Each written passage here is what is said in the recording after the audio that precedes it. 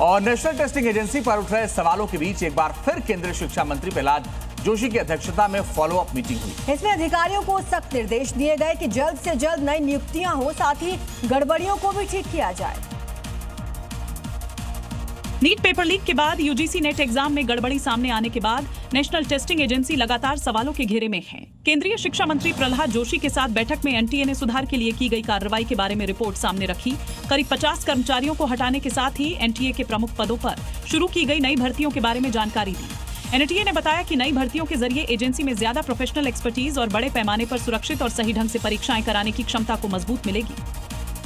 और चलिए आगे बढ़ते हैं, देखते हैं अलग अलग राज्यों से आ रही 5 बड़ी खबरें। बिहार के बेतिया में स्वास्थ्य व्यवस्था की पोल खोलता एक वीडियो सोशल मीडिया पर वायरल हो रहा है। 850 करोड़ की लागत से बने अस्पताल में एक 11 साल की बीमार बच्ची को स्ट्रेचर नहीं मिला, जिसके चलते मां उसे गोद में लेकर भटकती हुई नजर आई। यूपी के पीलीभीत में पुलिस ने ट्रक ड्राइवर की हत्या के मामले का खुलासा किया। टीम ने एक महिला को गिरफ्तार कर जेल भेजा। बता दें, आरोपी महिला प्रेमी ने लोहे की रॉड से हमला कर ड्राइवर को बेहोश किया, फिर ट्रक में आग लगाकर ड्राइवर को जिंदा जला दिया। उत्तराखंड के रुद्रप्रयाग में केदारनाथ यात्रा मार्ग पर अचानक पहाड़ से बोल्डर सड़क पर आ गिरे, जिसकी चपेट में आने से एक महिला की मौके पर ही मौत हो गई, जबकि एक शख्स गंभीर रूप से घायल हो गया। अयोध्या में एक बंदर ने महिला से 42,000 रुपए, एक केले ने महिला से महिला से एक बंदर 42,000 रुपए लेकर फरार हो गया था, जिसके बाद महिला ने पुलिस को सूचना दी और कड़ी मशक्कत के बाद उससे ये पैसे वापस लिए गए। एमपी के इंदौर में स्मार्ट सिटी प्रोजेक्ट के तहत डाली गई नई पानी की पाइपलाइन पहले ही टेस्ट में फेल हो गई है। ट्रायल के दौरान पाइपलाइन फट गई और इस बीच सड़क पर पानी फव्वारे की तरह निकल गया, जिससे सड़क पर गड्ढा बन गया। और इसी बीच बड़ी खबर आ रही है विशाखापत्तनम से, जहां पर आरएसएस की एक बड़ी बैठक होने जा रही है। आज से आरएसएस की 3 दिवसीय बैठक शुरू हो जाएगी। जी हां, अखिल भारतीय समन्वय बैठक जनसंख्यांकिकी परिवर्तन पर चर्चा होगी। भारत के विकास मॉडल पर भी चर्चा होनी है। 32 संगठनों के प्रमुख पदाधिकारी इसमें शामिल होने जा रहे हैं। तो आरएसएस प्रमुख भी इसमें शामिल होंगे। संघ पदाधिकारियों के कोर ग्रुप की बैठक में आज होने वाली बैठक का एजेंडा पहले ही तय किया जा चुका है। विभिन्न संगठनों के बीच तालमेल और संयुक्त कार्यक्रमों को मजबूत करने की रणनीति पर चर्चा की जाएगी।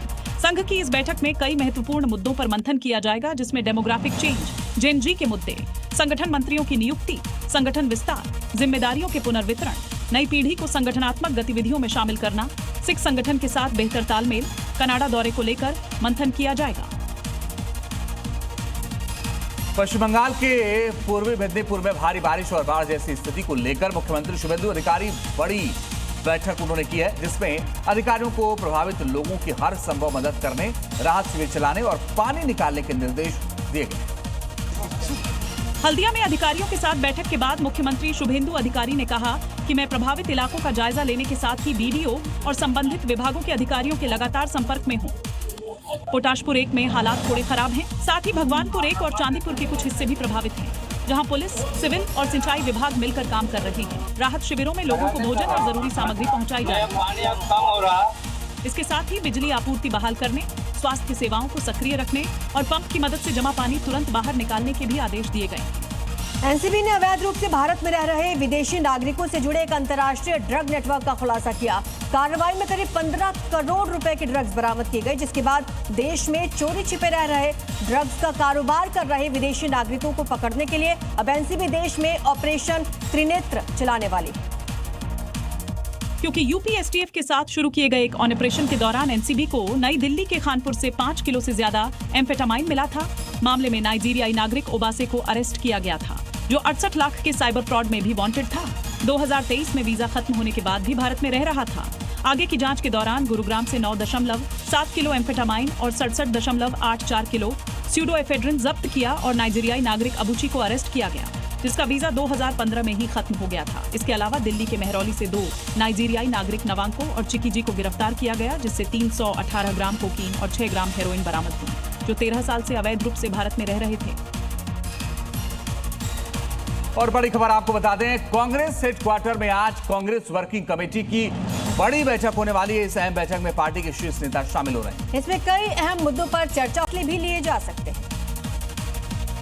देश के मौजूदा राजनीतिक हालात और केंद्र सरकार को घेरने की योजना पर चर्चा के लिए कांग्रेस मुख्यालय में मीटिंग बुलाई गई है। इसके साथ ही अगले साल होने वाले राज्यों के विधानसभा चुनावों और संगठन की तैयारियों की समीक्षा भी की जाएगी। राम मंदिर चढ़ावा चोरी पर सरकार और संघ को घेरने के साथ ही छात्र आंदोलन और लाठीचार्ज से जुड़े मामलों पर सरकार की जवाबदेही तय करने पर चर्चा हो सकती है। बैठक की अध्यक्षता कांग्रेस अध्यक्ष मल्लिकार्जुन खड़गे करेंगे, जिसमें राहुल गांधी के साथ ही सीडब्ल्यूसी के वरिष्ठ कांग्रेस नेता भी मौजूद रहेंगे।